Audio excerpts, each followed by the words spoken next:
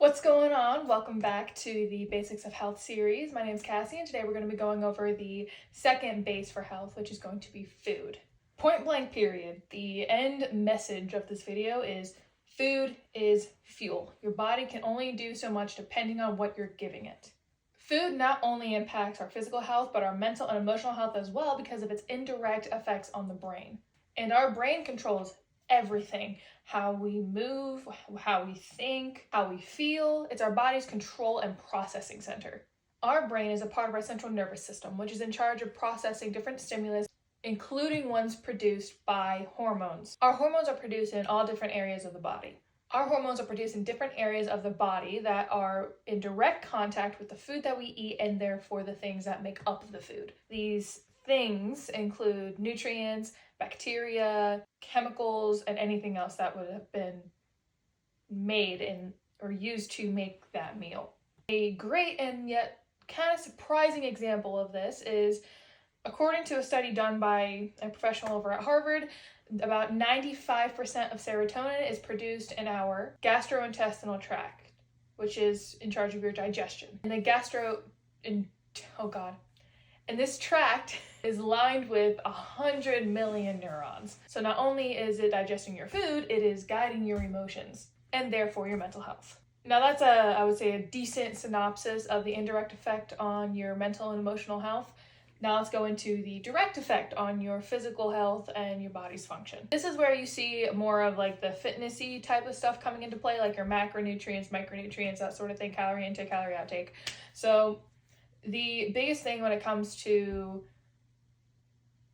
like losing, gaining, maintaining weight is calories in, calories out, calories a unit of energy. So energy in versus energy out. And a layer beneath that is what makes up those calories. Is it a lot of junk food? Is it a lot of healthy food? Is it a lot of liquid? Are you not eating at all? Those are two main areas to focus on when it comes to your food.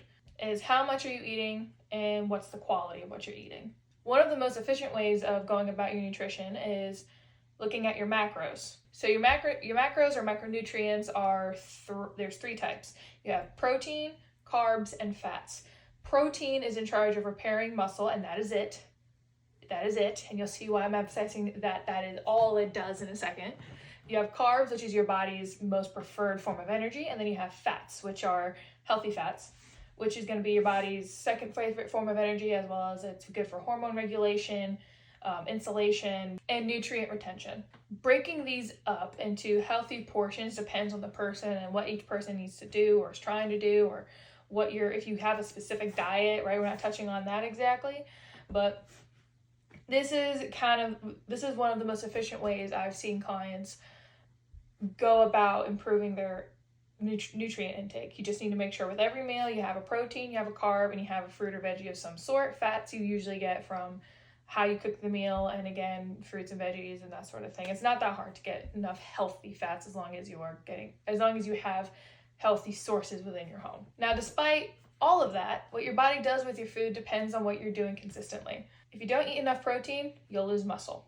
If you don't eat enough carbs or fats, your body will not have enough energy to run off of and will then turn to protein, which, like I said before, is only meant to repair muscle. Protein is not meant to be an energy source at all. Because if your body starts chewing at your protein because it doesn't have enough carbs or fats to keep its energy up, you'll lose muscle. If you don't eat enough, period, your body will not only lose muscle, it will retain fat because it thinks you're starving itself. It is just trying to survive. And like I said before, fat is where you retain your nutrients, regulate your hormones, it's insulation, it's your survival mechanism. Your body favors holding on to body fat.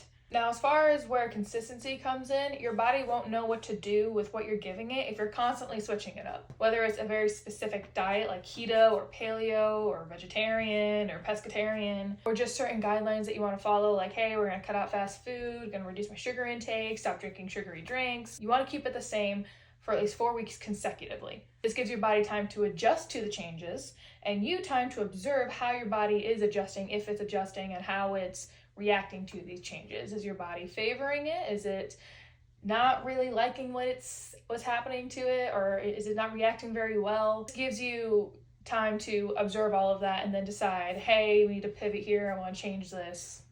You get the idea.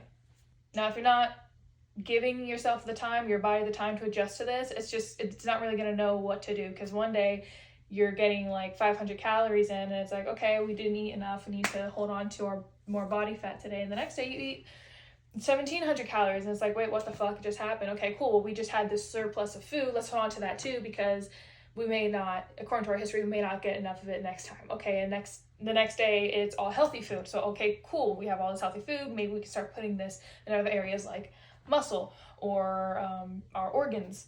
And then the next day it's a bunch of junk food, and then it's like, oh, what the fuck just happened to all this other stuff? Okay, we need, what am I supposed to do with all this? That's basically what's happening within your body if you don't give it what it needs consistently.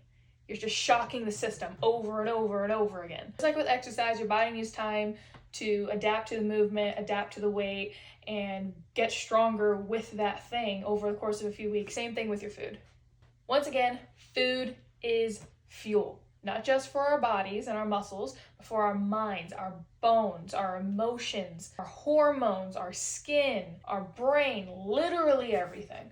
That is like basic food information, like super basic. I'll likely make another video going deeper into different parts of food and how to do macros and how to pick good foods and how to filter out through all the unhealthy stuff on nutrition labels. But this is like big picture, why it's important, why I consider it a base of health. Let me know if you enjoyed this video and let me know if you learned something. You can DM me, put it in the comments, I don't mind. But let me know, I'm doing these for you guys. Thanks so much for joining, and I'll see you in the next one.